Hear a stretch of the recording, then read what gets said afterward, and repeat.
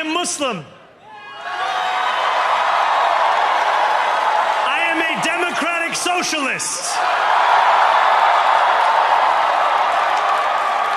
And most damning of all, I refuse to apologize for any of this.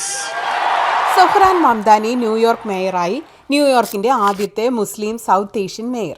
ഇന്ത്യയിൽ മോദിയും കൂട്ടരും ശ്രമിക്കുന്നത് ജവഹർലാൽ നെഹ്റുവിൻ്റെ ഓർമ്മകൾ പോലും മായ്ച്ചു കളയാനും അദ്ദേഹത്തെ കിട്ടുന്ന അവസരത്തിലൊക്കെ കുറ്റം പറയാനുമാണ്. അതേസമയം ലോകം ചെയ്യുന്നത് എന്താണ്?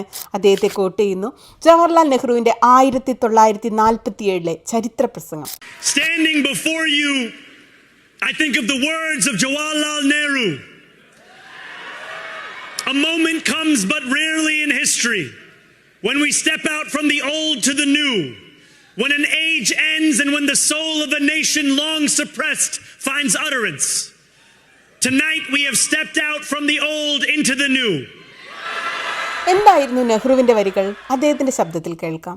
A moment comes which comes but rarely in history when we step out from the old to the new, when an age ends and when the soul of a nation long suppressed finds utterance.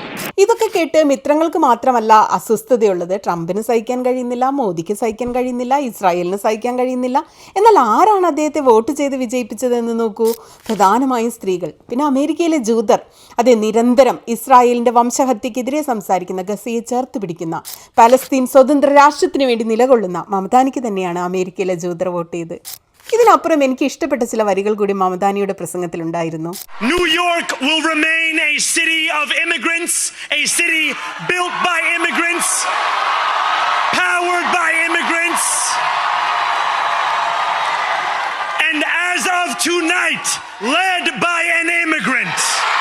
ഇദ്ദേഹത്തിൽ നമ്മൾ വലിയ പ്രതീക്ഷ വെക്കേണ്ടതുണ്ടോ എന്ന് ചോദിച്ചാൽ, ട്രംപിൻ്റെ കണ്ണിലെ കരടല്ലേ, Indian അമ്മയുടെ മീര നായരുടെ കുഞ്ഞല്ലേ, നമുക്ക് പ്രതീക്ഷിക്കാം. പക്ഷേ ഒബാമ ചെയ്തതിൽ കൂടുതലൊന്നും ഇദ്ദേഹം ചെയ്യുമെന്ന് ഇപ്പോൾ ഞാൻ പ്രതീക്ഷിക്കുന്നില്ല.